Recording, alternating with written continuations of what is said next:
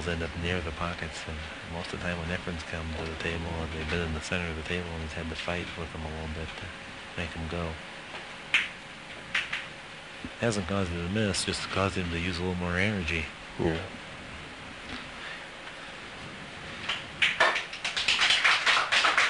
Efren Reyes again taking advantage of the good fortune that he got off the break of Strickland. It is now 49-45, still in favor of Earl Strickland.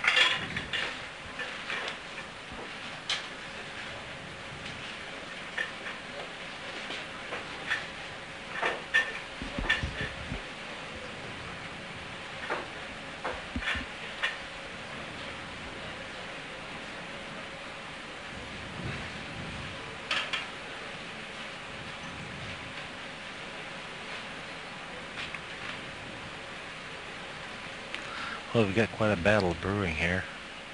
Reyes trails by 4 games. Well, that has been the story ever since we started tonight's session. Efren Reyes has been playing catch-up, but cannot quite get over the hump. And still the bad fortune on the break continues to hound Efren.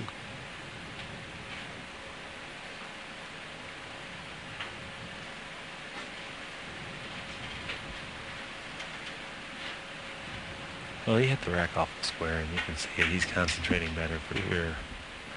Cue ball stopped dead, but the balls just are not going in.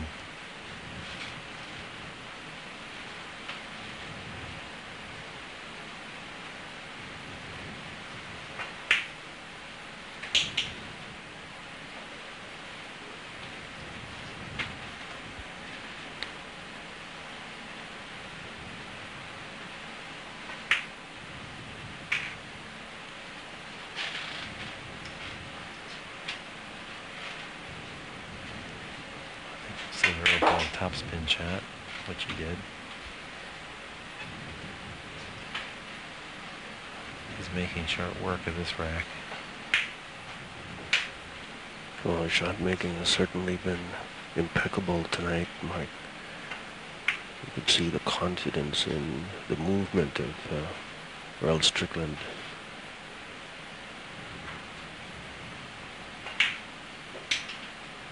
I don't know if he's going to like the outcome of this one.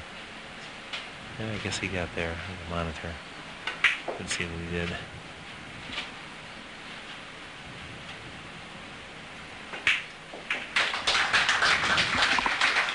And Strickland ups his lead again to 5 games, 50-45.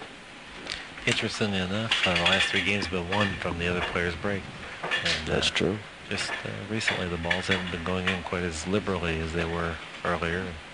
It could be a tribute to the table conditions changing a little bit. There's quite a few people in here, a little humidity, and the friction is starting to become more apparent from the wear of the cloth. Well, Strickland electing to go over to the underside again. Believe it or not, this actually favors the Reyes style of play. If the balls quit going in as freely, and each player comes to the table with a shot, and here we've seen both players come up dry the last 4 breaks. This is might have just been a waiting game for Efren to get established here and get the conditions to his liking. I know initially they started off to Earl's liking. And well, in the background there of Efren was a picture of Earl Strickland.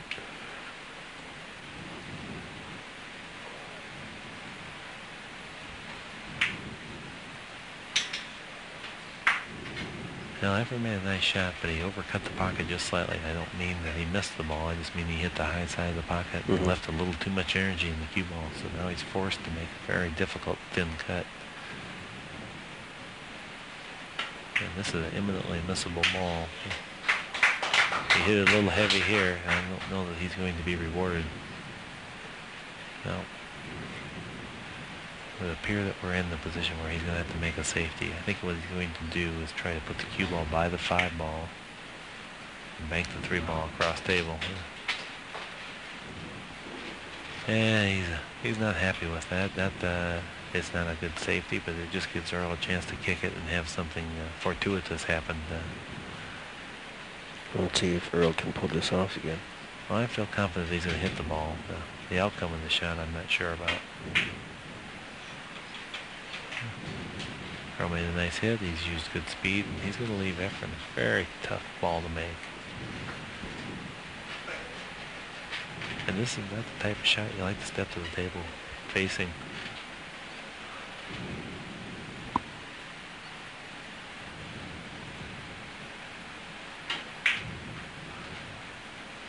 Efren played it spectacular. Oh, yes. Absolute finesse. A player of any less skill than great Efren Reyes more than likely would have found a way to miss that last shot.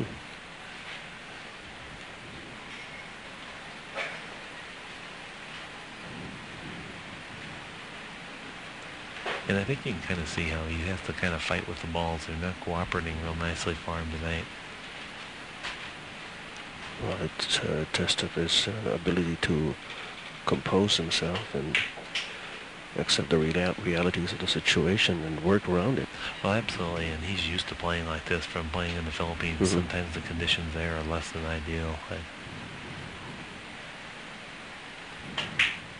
Of course, so we have so many billiard halls, and looks like Efren doesn't really take his pick from among those billiard halls, so wherever he feels like playing, he goes there.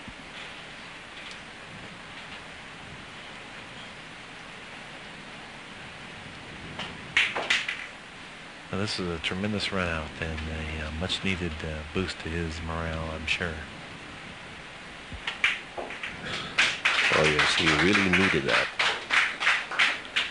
So Strickland leads the series 50 games to 46.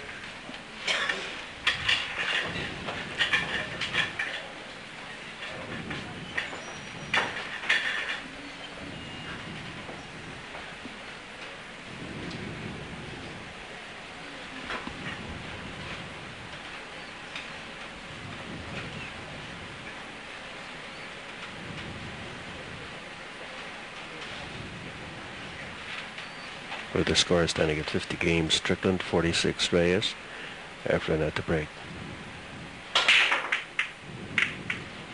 Oh, once again, a tremendous break. And, he's been rewarded by making the 9 on the break. Well, a bit of a reversal of fortunes here. You look at that break again, and you see the 9 ball rolling into the corner pocket.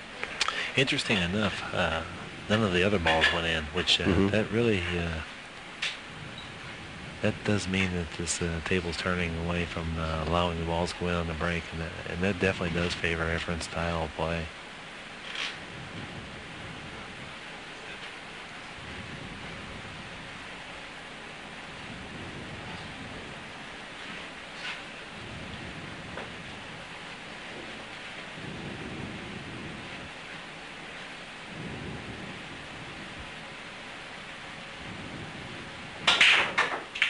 Another tremendous break, and that time the wing ball flew in.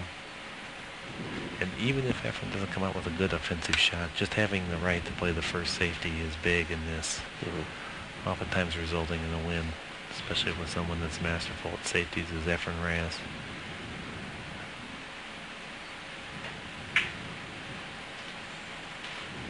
Look how beautiful this has turned out. He's lodged it in behind a group of 4 balls and left the 1 ball in the center of the table. The idea of leaving the 1 ball in the center of the table is it really diminishes the possibilities of hitting it. When it's near a rail, it becomes what we call a big ball, which means you can hit the rail just before the ball or the ball. And the ball, you can hit either side of it or head on, so it's nearly 3 balls wide. Now, this is something this is strategy pool. And what we've seen here is Strickland has decided to take an intentional foul and give up ball in hand in an effort to tie up some of the remaining balls and make it difficult for Efren to go ahead and clear up the game and maybe buy himself yet another chance to kick or hit a ball. He realized that hitting the 1 ball was near impossible. Tried to make the most use of that shot. Efren made a nice breakout. There was some luck there, and luck didn't turn out all that favorable for him. but I'm